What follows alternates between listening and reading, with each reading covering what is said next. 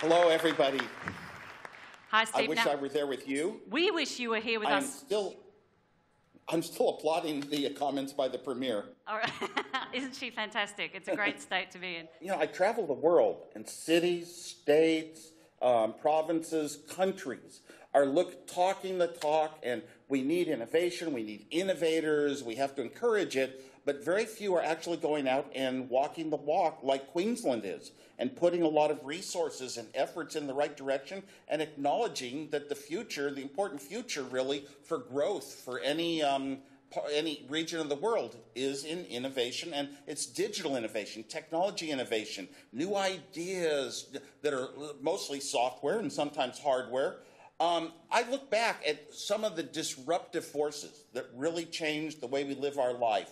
And going through, well, the early personal computers, a lot of times disruption is unplanned, it's accidental, and there's no formula for it, really. With Apple, it's really more than that I wanted a computer of my own. It's not like, oh, this is what we have to do to change the economy of the world, to have the hugest company ever. No, nothing like that at all at the start, and it turns into something. It's based on personal values. Look at the movie The Social Network with, Facebook is born in a dorm. People working at something that gives them some kind of emotional joy. They can feel it in their own life. This is something I'd like to have. You've said recently, you were talking about disruption and the rate of change, and the Industrial Revolution took over a century. The digital revolution has just been going gangbusters. Are you talking about a new revolution that we're heading into now, or is it a continuation of the digital? I wasn't intending to speak of it that way, but it absolutely is a new revolution in my mind. The revolution of artificial intelligence, machines that will learn, that will be able to do things much better than we know how to tell them.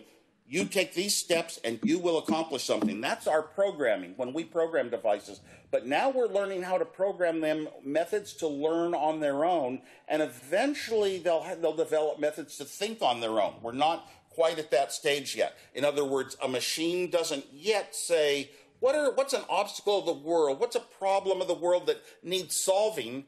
And what is an approach I could take to solve it? How do I program myself to solve it? We're just at the verge of that point where the machines, may take off and go much further than we humans can even make them go now. Now, let's bring it to the startup idea and really fostering innovation. So every time we hear about new ideas being fostered and supporting new ideas, startups are a major focus, and all the usual suspects roll out, your Airbnb, Twitter.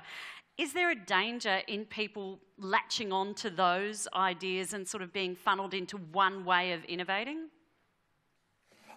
Yes, there is, but I don't know that that's... The innovations that we recognize are usually very new things that didn't exist before.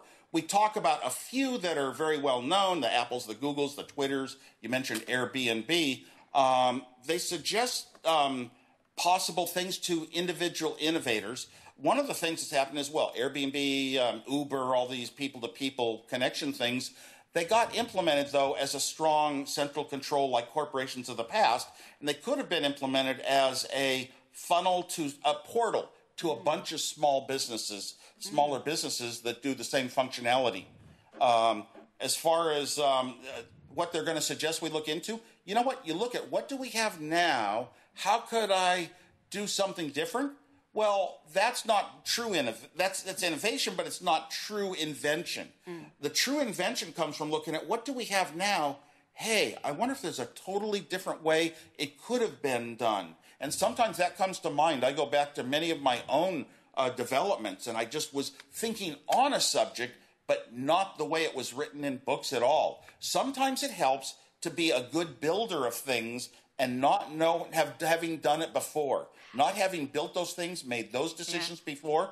Look at who you hire in a company. You hire graduates from universities that have studied exactly what you're working on. You've got a plan in your mind what to build, and that's not bringing in the young, unseasoned minds that don't know how the world is today that could come up with the fresher, newest, most disruptive and innovative inventions. Now, you talked about when you were developing and building your first personal computer, it was because you wanted a personal computer. It wasn't about making money. So, you're saying to people that it's not necessarily about making money, but we're here looking at investment and support for innovators. Is there a role for governments to support disruptors, even if there's no clear path for making money?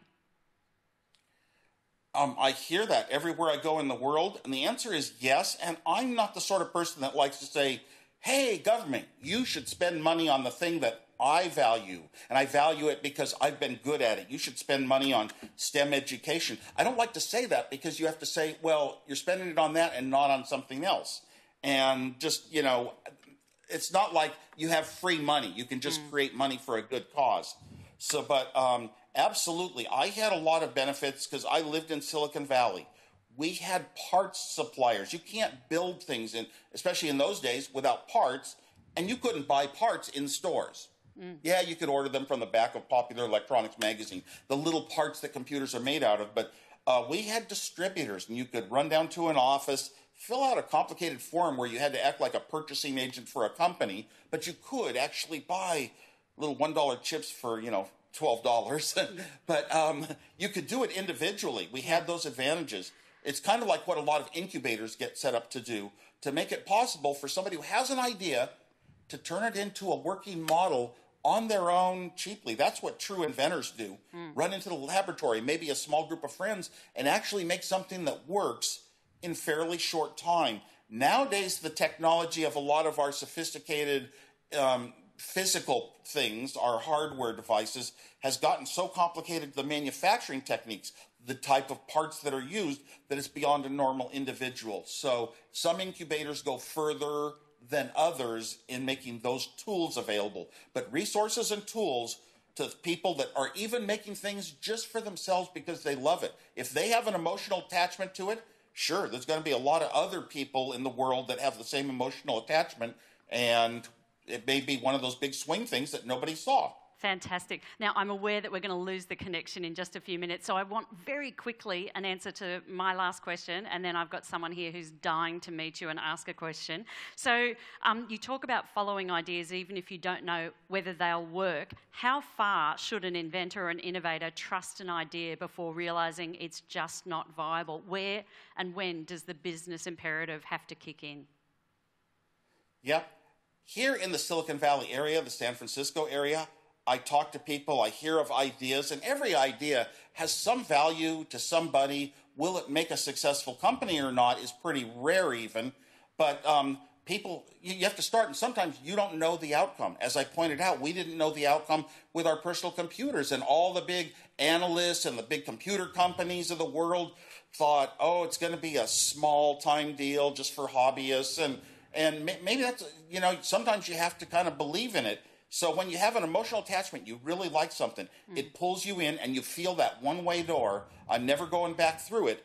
If there's enough other people that are like you, then it succeeds. So maybe before you lose the wife, the house, the truck and the dog, maybe somewhere in there's time to pull back from the idea. Oh, I often go at people that work at an idea. Maybe they get a little funding and it's not working out and it's not really, or they're not able to attract money. You know what? If you have a brain that can think up a good idea, maybe it's not good enough to make money, but it's good for in some sense of the value. If you have a good brain, you can put your brain and think of something new and different. Fantastic. So you should have, every inventor should have a timeline that they say, I'm going to give this up because it hasn't reached fruition. And you've got to have a good sense of what the market is. Like absolutely any innovation that comes from an engineering sense needs to have a sense of marketing and of business. So if I can ask Duni Ariratna to come up on stage, and he's going to ask the final question to you. So my question is, with all the technology available to us, in your opinion, Mr. Wozniak, what should our generation focus on to become the next innovators and visionaries rather than consumers? For example, a lot of us would say the technology that I carry and use in my personal life is the technology of the day. And pretty much it's affected by third-party apps, which is software, computer science. But there's also technology of new little basic devices that things are made of, new materials that have new properties that make things possible that were not possible in the past. Where's disruption usually going to come from? Applying some new underlying building technology to create those things that didn't exist before because they were not possible before. So I think that that's a very important area to study in technology. One of the things is, if you want to be a real disruptor and an inventor, you or a small team should have a lot of underlying disciplines at your command in the engineering fields: mechanical, properties of materials, chemical, electrical, electronic, being able to hook devices you program into motors to make little robotic devices and the like is very important. As far as how we live our life, the thing that's made the most change in my life, though, has actually been mostly third-party software apps like Uber and Airbnb, and just looking up movies and getting wherever I'm standing in the world. I can make a quick reservation at a restaurant or get information I need. So those are really probably the areas to start looking at. Look at normal life and say, in our lifestyle, how can we improve it with today's technology with apps?